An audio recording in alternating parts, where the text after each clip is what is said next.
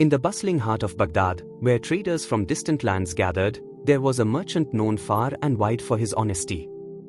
His name was Hassan ibn Saleh, and unlike many who sought only wealth, he believed that barakah, divine blessings, was earned through truthfulness and fair dealings.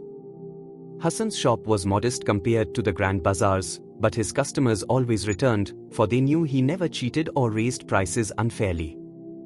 Some merchants mocked him, whispering, "A man so honest will never grow rich." Yet Hassan paid no heed. He believed that Allah provides, and that wealth earned with deceit would only bring ruin. One evening, as the sun cast long shadows over the marketplace, a stranger entered Hassan's shop. He was unlike any traveler Hassan had seen before, cloaked in simple yet elegant robes, his face partly hidden beneath a hood. His presence was commanding, and though he carried no visible wealth, there was something about him that demanded respect. The stranger approached and greeted Hassan with salam, his voice deep yet gentle. "I have heard of your honesty," he said, "and I wish to make a trade with you. But my request is unusual." Hassan, intrigued, gestured for him to continue. The stranger placed a small leather pouch on the counter. "Inside this bag is something valuable. I ask that you keep it safe for 1 year. If I return, you will give it back to me untouched. If I do not return, then it belongs to you." Hassan frowned. He had never been asked to hold something in trust under such strange conditions. What if the stranger never came back? What if the pouch contained something dangerous? Still, his heart told him this was a test, one that would reveal much more than he could imagine. "Very well," Hassan finally said. "I accept." The stranger nodded with approval, then without another word, turned and disappeared into the crowded streets. Hassan picked up the pouch. It was heavier than he expected. What could be inside? A temptation stirred within him, to open it just for a moment, to see what he had agreed to guard. But he shook his head, reminding himself, trust is a responsibility. And Allah is always watching. Little did he know, this decision would change his life forever. That night, as Hassan sat alone in his shop, the stranger's words echoed in his mind. The leather pouch remained where he had placed it, untouched. But the temptation to open it lingered. What had he agreed to guard? Was it gold? Precious gems? A secret document? He shook his head, reminding himself, trust is a sacred duty. He had given his word, and a man's word was worth more than any treasure. Still, curiosity gnawed at him. He lifted the pouch, feeling its weight. It was neither too heavy nor too light. He held it up to the flickering lantern, but the thick leather revealed nothing. With a sigh, he locked it inside a wooden chest and decided to forget about it, at least for now. Days passed, then weeks. The pouch remained sealed, untouched, just as he had promised. But strange things began to happen. One evening, as Hassan closed his shop, he noticed a man lurking in the shadows. The figure quickly disappeared when Hassan turned to look. The next day, he caught an unfamiliar customer staring at the wooden chest where the pouch was kept. And then, there were the whispers, traders in the market speaking in hushed voices, casting suspicious glances in his direction. Had someone heard about the pouch? Did they know what it contained? Hassan grew uneasy. He had taken many risks in business before, but none like this. He found himself watching the door more carefully, locking up earlier than usual. He even began sleeping in his shop, always keeping the chest close to him. One night, just past midnight, he was awakened by a sound. A soft creak, the sound of wood shifting. His heart pounded. Slowly, he reached for the dagger he kept beneath his sleeping mat. The room was dimly lit by the dying glow of the lantern, but he saw movement. A shadow shifted near the chest. Hassan sprang up, gripping his dagger. "Who's there?" he demanded. The figure froze, then darted for the door. Hassan lunged after him, but the intruder was quick, vanishing into the darkened streets of Baghdad. When Hassan turned back, his heart sunk. The lock on the chest had been tampered with. Someone was after the pouch. Wiping sweat from his brow, he whispered to himself, "Who was that? And what have I gotten myself into?" As he knelt before the chest, checking the pouch to make sure it was still there, one thought consumed him. The stranger had said he would return in a year. But would Hassan even last that long? The attempted break-in left Hassan shaken, but more than that, it left him curious. The stranger had trusted him with something valuable, something that others were willing to steal. But who were they? And how did they know about the pouch? The next morning, Hassan went about his business as usual, though his mind was restless. He noticed people glancing at him in the market, whispering behind his back. Finally, an old friend, Yusuf the weaver, approached him. "Hassan, my brother, forgive my boldness, but have you come into great fortune recently?" Hassan frowned. "Fortune? No, I am as I have always been." Yusuf leaned in, lowering his voice. "Then why do people say you are guarding a treasure? Some claim you were seen accepting a secret package from a wealthy traveler. Others say you possess something magical." Hassan's stomach tightened. How had such rumors spread? He had told no one about the pouch. And yet, it seemed the entire marketplace knew something was hidden in his shop. That evening, as he locked up, another visitor arrived, a wealthy merchant named Ibrahim al-Kindi, known for his vast business empire. Ibrahim rarely spoke to small traders like Hassan, yet here he was, stepping into the modest shop with a knowing smile. "Peace be upon you, Hassan. I hear you have something of great value."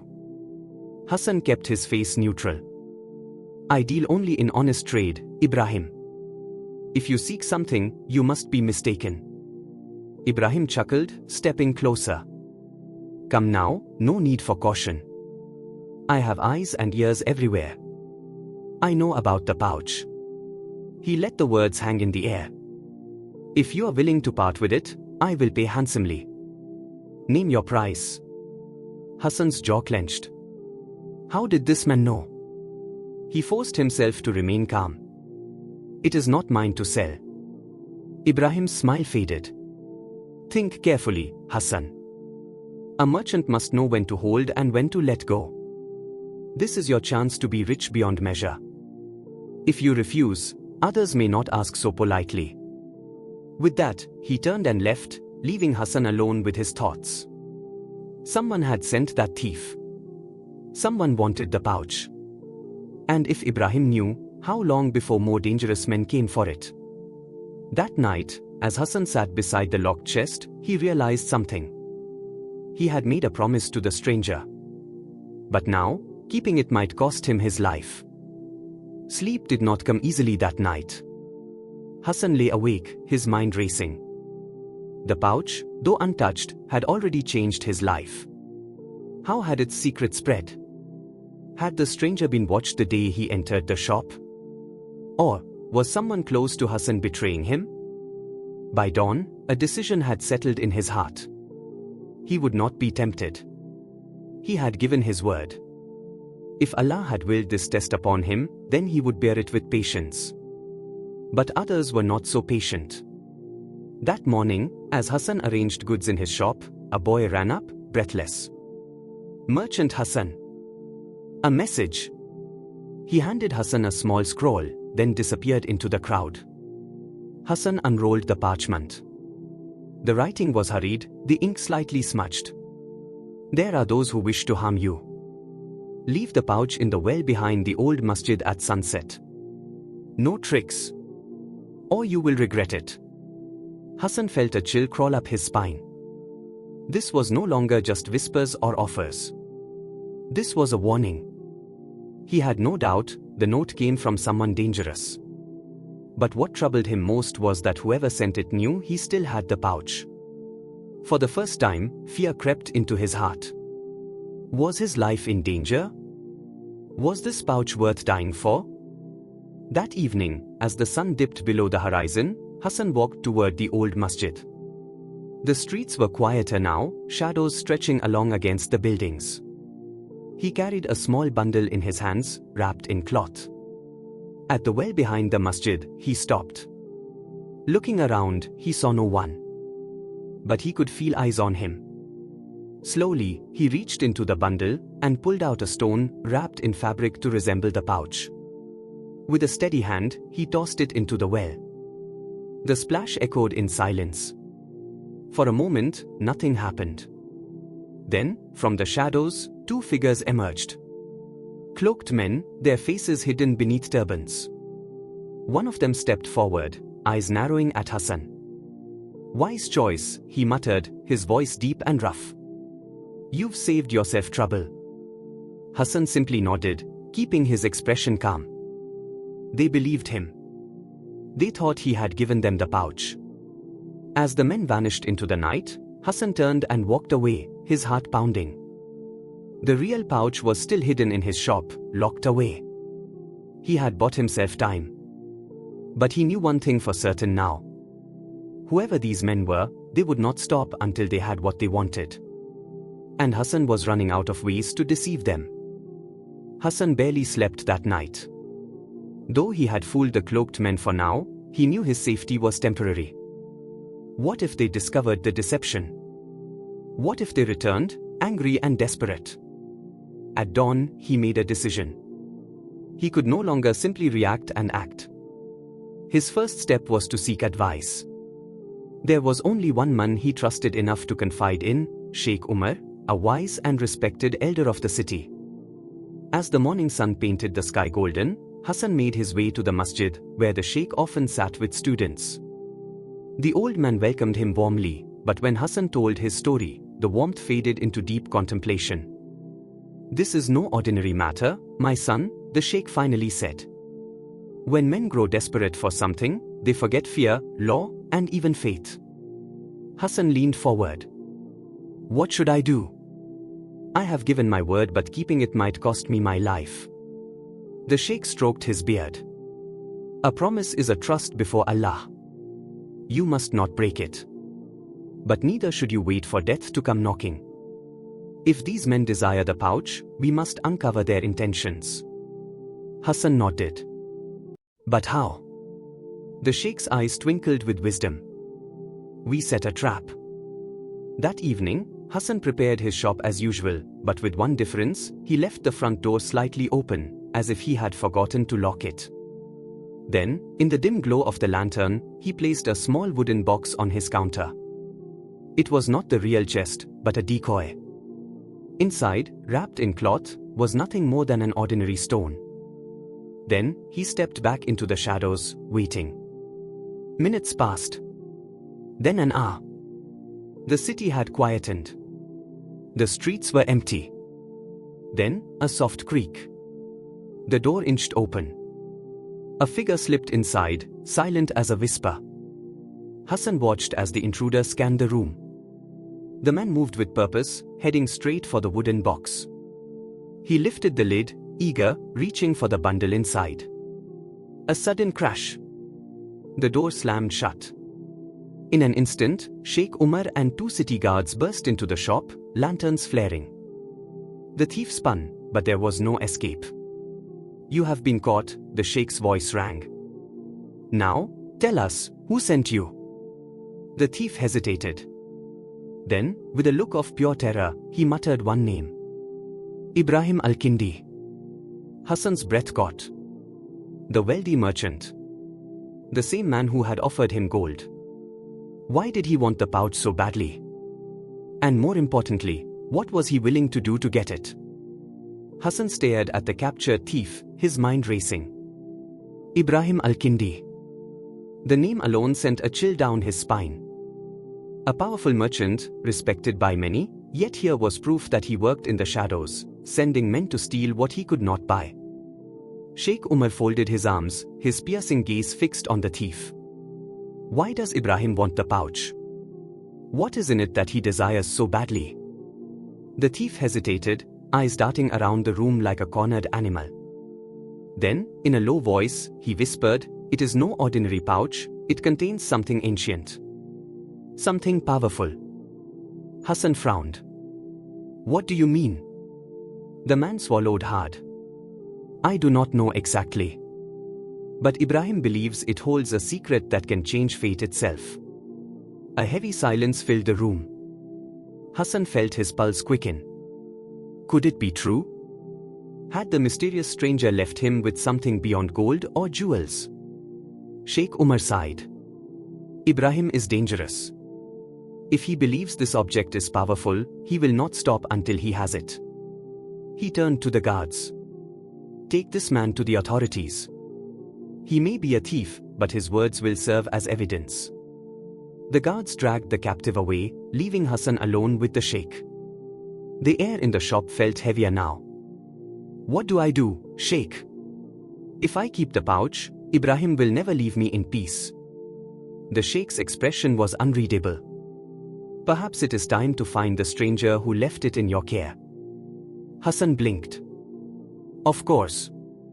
The man had said he would return. But what if he never did it? And more importantly, what if it was too late? Hassan could not shake the growing unease in his chest. Why had the stranger chosen him? Why had he vanished without a word? And most importantly, what was truly inside that pouch? The next morning, he decided to take Sheikh Umar's advice. He needed to find the stranger. He started where it all began, the alley where the man had first appeared. The streets were lively, merchants shouting their prices, the scent of fresh bread and spices thick in the air. Yet, Hassan felt a deep sense of isolation. He asked the nearby shopkeepers, the beggars, even a few travelers passing through. No one knew the man. No one had seen him arrive. No one had seen him leave. It was as if he had never existed.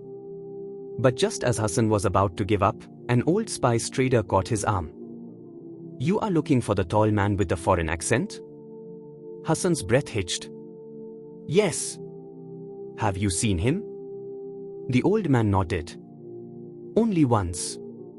The night he came to you, he stopped here first. Hassan's eyes widened. What did he want? The trader hesitated. He asked for the road to Al-Kindi's estate. Hassan felt his blood turn cold. Ibrahim Al-Kindi? The very man trying to steal the pouch? Why would the stranger seek him out? Hassan knew one thing for certain now. This was no coincidence. Whatever was inside that pouch, Ibrahim had known about it from the beginning. And the man who gave it to Hassan had likely walked straight into the hands of his greatest enemy. Hassan's hands trembled as he gripped the pouch hidden beneath his cloak.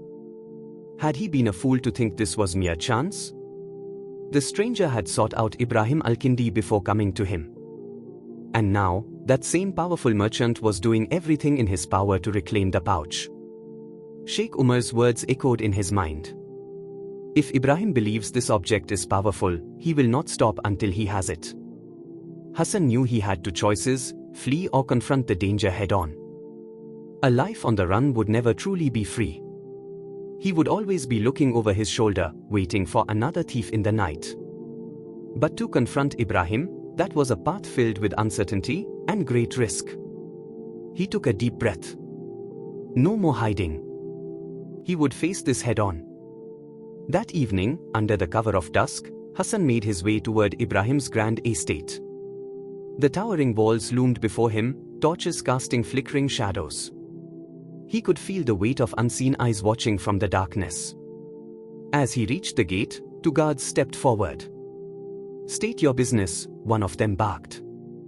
Hassan steadied his voice. Tell Ibrahim Al-Kindi that Hassan, the merchant, has what he seeks. The guards exchanged a glance before one disappeared into the estate. Moments later, the heavy iron gates groaned open. There was no turning back now. Hassan stepped inside.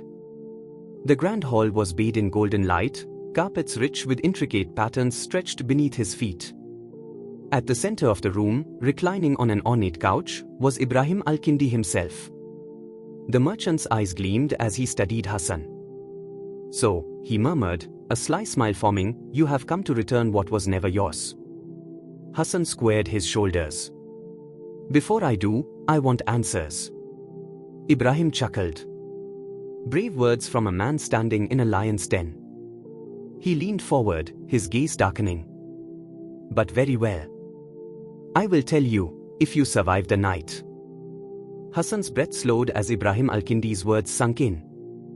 If you survive the night. The air in the grand hall felt suffocating. Was this a trap? Had he walked straight into his own doom?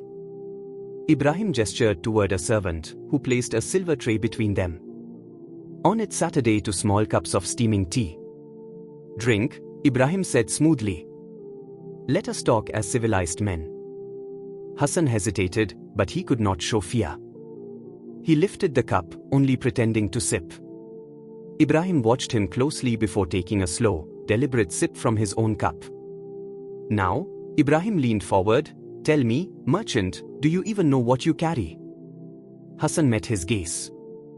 All I know is that a stranger entrusted it to me, and ever since, I have been hunted. Ibrahim chuckled. Then let me enlighten you. He snapped his fingers. A servant stepped forward, unrolling an aged parchment covered in strange symbols.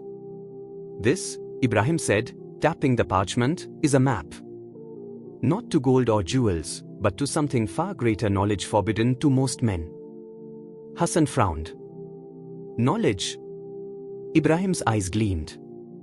Centuries ago, a scholar named Jad al-Farisi wrote down secrets that even kings feared, secrets of the unseen, of fate, of the hidden forces that shape our world. He sat back, smiling. That pouch you carry contains a key to finding his lost writings. Hassan's fingers instinctively tightened around the pouch. A key? He had thought he was protecting a simple bag of coins or gems. But this was something far greater. Ibrahim's expression darkened.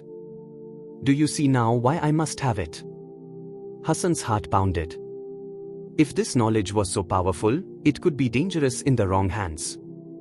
Could he trust Ibrahim? Or was this man seeking it for his own gain? The answer came to him in an instant. No. Ibrahim could not be trusted. Hassan stood abruptly, tucking the pouch deeper into his robe. Then I understand why I can never give it to you. Ibrahim's smile vanished. You misunderstand. He clapped his hands. Immediately, the doors behind Hassan slammed shut.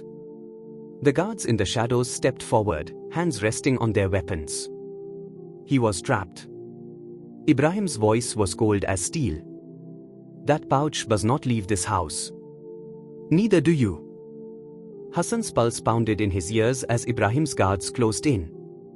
He had made a grave mistake coming here alone. Ibrahim rose from his seat, his expression calm but menacing. You are a clever man, Hassan, but cleverness will not save you tonight. Hand over the pouch, and I may let you live. Hassan's grip tightened around the pouch. He could not let this knowledge fall into the wrong hands. He glanced at the guards, 4 of them, well armed. Fighting was not an option. But then, something unexpected happened. A sudden gust of wind burst through the hall, extinguishing several oil lamps. The shadows flickered wildly, and for a moment, a faint, ghostly whisper filled the air. Ibrahim stiffened. The guards hesitated. Then, from the darkness, a voice rang out, a voice Hassan knew too well. Let him go. A figure stepped into the dim light. The stranger. Ibrahim's face twisted in rage. You? I thought you were dead. The stranger smiled, his eyes gleaming with something otherworldly. You always underestimated the power of faith, Ibrahim. Then, everything happened at once. The lamps reignited in a sudden burst of fire, the guards recoiled in fear, and the stranger seized the moment, grabbing Hassan's arm and pulling him toward the entrance. Run, he commanded. Hassan didn't hesitate. He sprinted toward the heavy doors as the stranger raised a hand. The wooden gates creaked violently, then swung open as if pushed by an invisible force. Ibrahim shouted in fury. Stop them! But his guards, now pale with terror, did not move. Hassan and the stranger ran into the night, the distant shouts of Ibrahim fading behind them. They didn't stop until they reached the safety of the city's outer roads. Finally, catching his breath, Hassan turned to the stranger. "Who are you?" The man smiled. "A traveler. A seeker of truth. And one who knew you were the only man worthy of protecting this knowledge." Hassan stared at the pouch in his hands. He now understood, this was a test, a trial of faith and integrity. The stranger placed a hand on his shoulder. "Use it wisely. Seek knowledge, but never let greed taint your heart." And with that, the man turned and vanished into the darkness. Hassan never saw him again. But from that night forward, he guarded the secret with his life, using its wisdom to guide others and protect those in need. Because he had learned the greatest truth of all, knowledge is a gift, but only in the hands of those with a righteous heart.